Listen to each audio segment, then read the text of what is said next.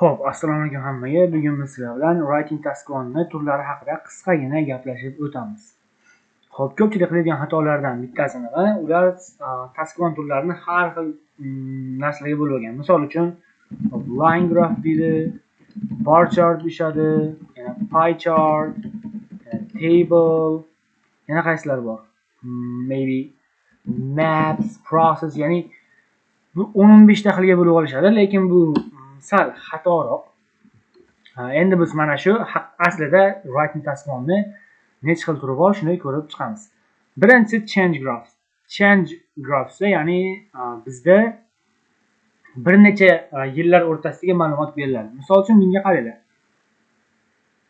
Graph shows the percentage of energy that was produced from coal in coal, I don't know how to pronounce it, coal in 4 European countries from 1995 to 2010. Ya'ni 95-yildan 2010-yilgacha bo'lgan davrlar o'rtasida nimani solishtiryapti? 4 ta davlat solishtiryapti. O'sha ko'mirdan energiya ishlab chiqarish bo'yicha. Ya'ni bu yerda biz mana bu o'zgarishlarni tasvirlashimiz kerak. Ya'ni energy productiondagi yillar davomidagi o'zgarishni tasvirlashimiz kerak bo'ladi. Yoki mana bu bar chartga qaranglar. Bar chartda nima deyapti? Bar chart shows the number of visitors to 3 London Museum between 2007-2012. Xo'p, endi bunda nima deyapti? O'sha 2007-yildan 2012-yilgacha bo'lgan paytlar orasida o'sha muzeyga tashrif buyuruvchilarni raqamini solishtirish kerak ekan. Ya'ni misol uchun burada National Gallery'ga tashrif buyurgan odamlar qarashlar o'zgargan yillar davomida. O'sha o'zgarishlarni aytishimiz kerak biz. Ya'ni line graphda qanday yozsak, buni ham xuddi shunday yozsak bo'laveradi deb o'ylab.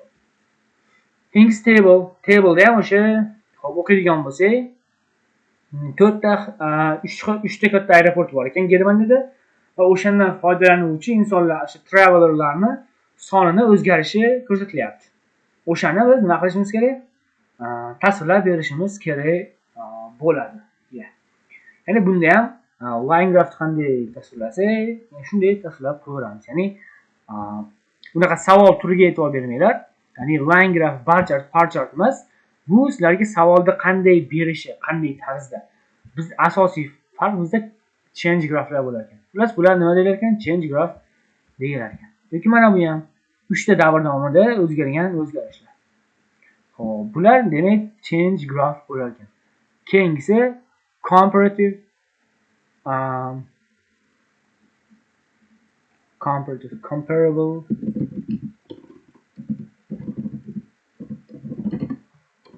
keyingisi comparable charts. Bunda xo'p, graflar taqqoslanadi. Tushunarlimi? Bunda biz yillar davomidagi o'zgarishayotgan bo'lsa, biz bunda taqqoslaymiz. Misol uchun mana xo'p, ikkita davlat taqqoslayapti. Nima bo'yicha? Mana shu mahsulotlarga sarflangan expenditure bo'yicha. Ya'ni biz the UK bilan France bilan the UK ni taqqoslashimiz kerak. Bitta o'zgarishlar yo'q, yillar yo'q. Bunda ham mana shu davlatlarni taqqoslashimiz kerak. Mana shu kategoriya bo'yicha. Bitta ham hech qanday o'zgarish yo'q. Bunda ham xuddi shunday. Hop, immigration sabablari, migrationni sabablari. O'shani taqqoslashimiz kerak. Ya'ni o'zgartirish shart emas. Muhimi, xullas mana shu ikkalasining farqini yaxshi bilib olsalar, xudo xolasa bag'i cho'tki bo'ladi. Hop, keyingisi maps. Mapda nima bo'ladi? Buni internetdan ko'ramiz. Map IELTS writing task 1 deydigan bo'lsak, ikki xil maplar bo'ladi. Birinchisi hop, o'tmish va kelajak haqida. Hozir ochib olsin-da internet. Mana bu 86-yildagi holat, bu hozirgi yildagi holat. Ya'ni mana bu yerdagi o'zgarishlar tasvirlaymiz.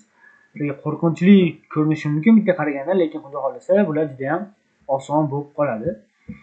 Xo'p, albatta boshqa yo'qgan. Ya'ni birinchisi o'sha o'tmish bilan hozirgi holat.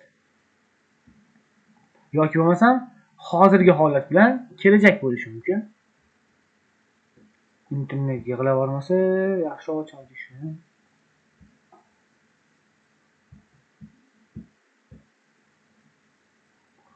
Hop, ochmayapti. Iya, mana.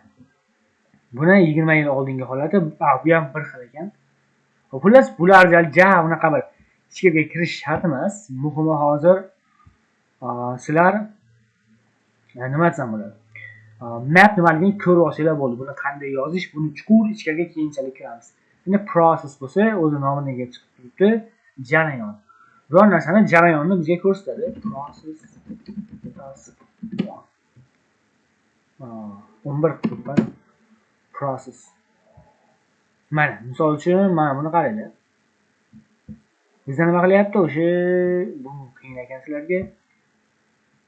Mana o'sha muzlatilgan baliqni qanday tayyorlanish jarayoni yoki mana bu matolarni qanday qilish jarayoni, plastik bankani o'sha qayta ishlab chiqarilish, recycle qilinish jarayoni yoki mana nimanidir jarayonlar. Tushunarlimi? Xullas, biz processda biron narsaning jarayonini o'rganayapmiz. Ya'ni mixed charts, mixed graflar bu ikki tushda graflarni birga qilingan. Files, writing, transform, mixed charts chiqadi. Xo'p, qani shunga kiraveramiz. Mana, qarasizlar, bittasida bar chart, ikkinchisida table. Tushunarlimi? Ya'ni bizga ikki xil chart beriladi. Yoki mana bu ham. Bittasida bar chart, ikkinchisida pie chart. Shunaqa. Ya'ni mixed chart degani ikki xil turdagi nima deydi? Graflarni bizga berib qo'yar ekan. Bu unaqa qo'rqinchli emas. Buni darslarimiz davomida hammasini qanday yozishni ko'rib boramiz. Xo'p, bu birinchi video juda ham qisqa bo'ladi. Ya'ni shunchaki taskmon turlarini tushuntirib ketdik xolos. Haqiqiy darslar bundan keyingi videodan sekin boshlanadi. Keyingi videoda qanday qilib change graflarni yozishga kerak bo'ladigan grammatika va vokabullarni sizlar bilan ko'rib chiqamiz. Xo'p, hozircha mana shu yetadi birinchi video darslikka.